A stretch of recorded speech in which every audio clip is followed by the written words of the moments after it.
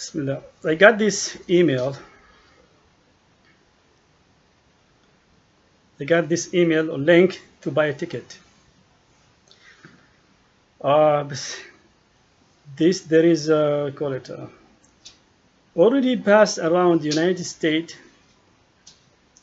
Around the United States, a fundraising dinner for Syria, Palestine, and Yemen.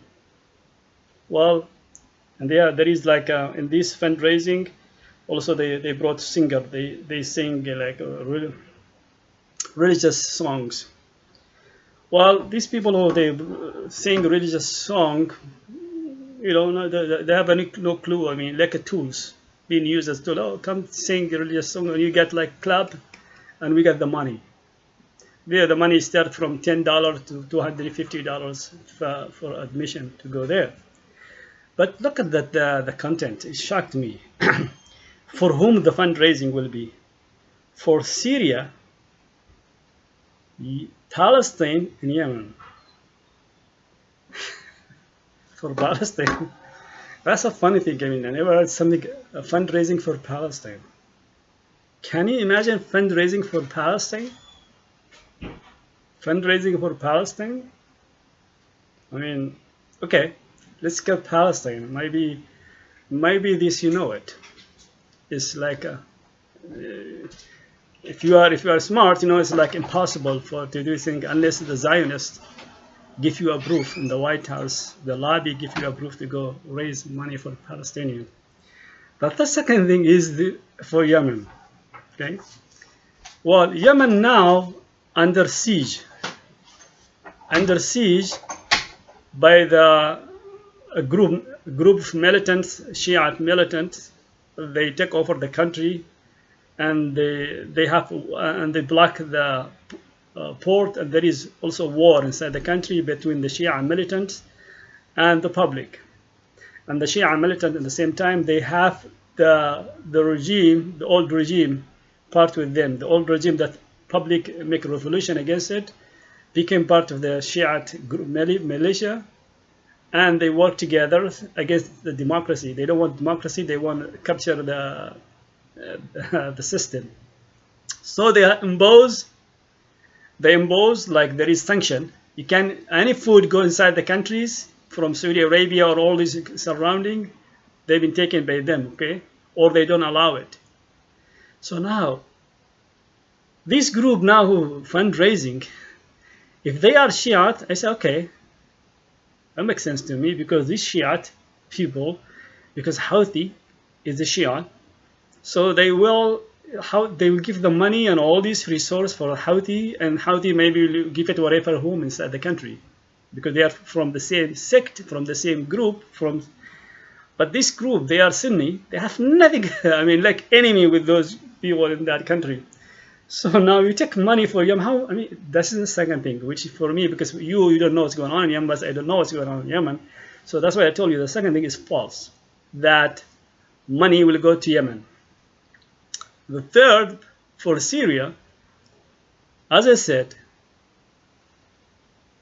Saudi Arabia, and Gulf state there, they have huge, uncountable wealth. They could flood, make the world flourish with the money they have. These countries who supporting the war, if we say like a money go for the public, they could give them and so on. If you say like supporting the war, it's enough. They already pay for financing the war, a lot of money they pay for financing the war. Then what left is the money, even though not going for the people who they fight, not going for the Syrian people, it goes, and this is what my interpretation, it goes for people who administration, not the war, administration of the international movement for caliphate, international movement of caliphates. Because Saudi Arabia don't believe about caliphates. Qatar don't believe about caliphates. All these who finance the war, they don't believe about caliphates. Because caliphate system, that means they will not be anymore like kings or princes for a country. So they don't believe, but they use these people for a war, and I can mobilize them from country to country for destruction. And that's how this money will be used to this group who finance the preachers and whatever resource be for the people who believe about achieving the goal of caliphates. And okay, another thing, it came to my mind about caliphate system and Hillary Clinton and Obama. I don't know, because see, United States not only, I think, is historically United States adopt this group. If you read in the internet, there is now, even though all articles or this part of the conflict in the Middle East and all this, the wars between capitalists and socialists, even though between the capitalists themselves, country and the countries, one took the resource, grabbed more resource from other countries to their corporation. I do remember one time, like British, they want French company to have the oil in Yemen. So the British launched the terrorists, Al Qaeda, to make bombing for all these places where France in Yemen have them. And the man in England gives speech, like through the media of Al Jazeera, said, well, all the blood will be 2 feet, the height of the blood in the country. So they make a French company to get out from the country. So see, these countries, they fight corporation to, guess each one wants the wealth for its own corporation. So United States, I'm looking just, I guess as my assumption. It looks to me like United States is not pleased by China and Russia and Iran.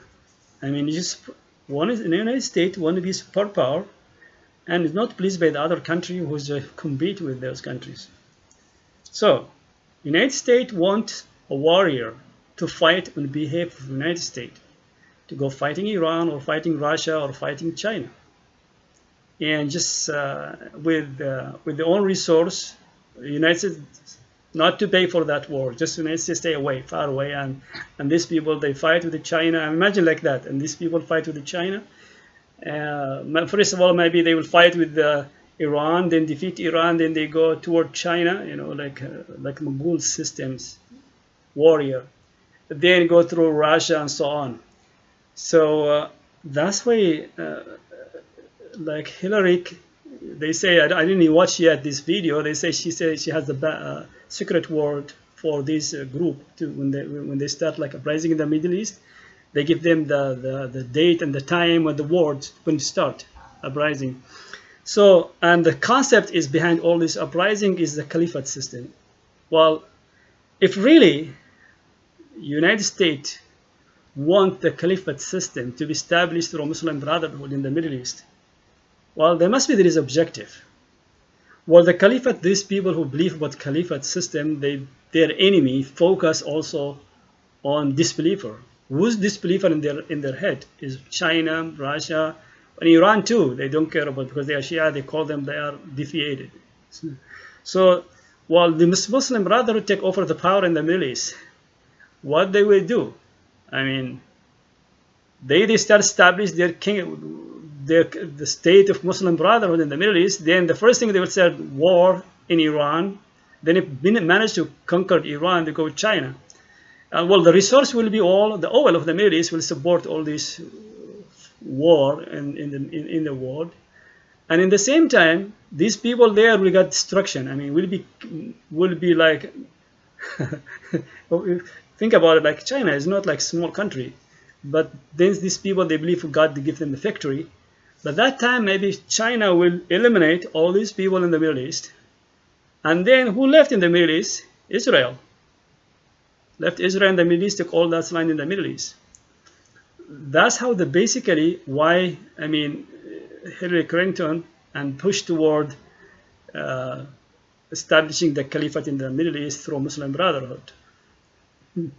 That's my interpretation. There's no way, there's nothing else you could interpret because I know the mentality of Muslim Brotherhood, and I know Israel was Israel's dream, and I know Israel has power over the United States.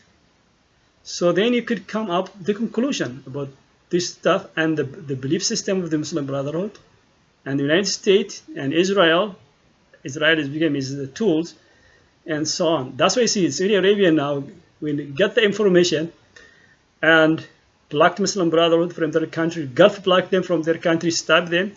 But at the same time, they can't do anything about them. They can't they declare them as a terrorist organization, like United Arab Emirates and Saudi Arabia, but the United States, see, never declare them as a terrorist organization. This is strange. I mean, Saudi Arabia a friend to United States, United Arab a friend to United States, and that has opinion about the terrorism, and the United States has different.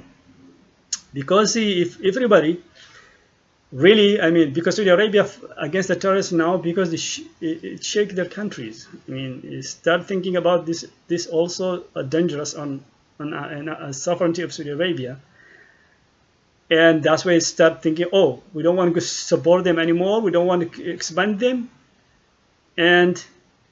But the United States, if also step ahead, they say, okay, we are going to shut down all the organizations or charity organizations for Muslim Brotherhood in the United States. I call these people as terrorists. This is a terrorist organization, no longer being allowed to practice its own. It's not religion, practices their own like a charity organization. This in the country, I guess by declaring them as a terrorist organization, will be dead. Because I think nowadays, like most of the money, if now financially, like United States in Gulf, like United Arab Emirates and Saudi Arabia start giving them money, and Turkey cannot give that much money for them. Turkey itself is a poor country. And what do we do? I mean, the only thing, the investment, they invest in the United States, this Muslim Brotherhood, and the money they collected from taxation of Muslim taxation, which is obligatory. And also, if you go like around mosques, sometimes they try to sell you like finance. I mean, banking, they have their own banking to sell you like finance housing, Islamic finance housing. This is also one of the finance for them. They have invested. Maybe they have some who knows how many corporations they have in the United States that keep this organization is surviving, keep the money, the resource. But if the United States start looking at those and shut all these resources, I mean, then I think this terrorism will be disappear, and this activity will on this new religion itself also disappear.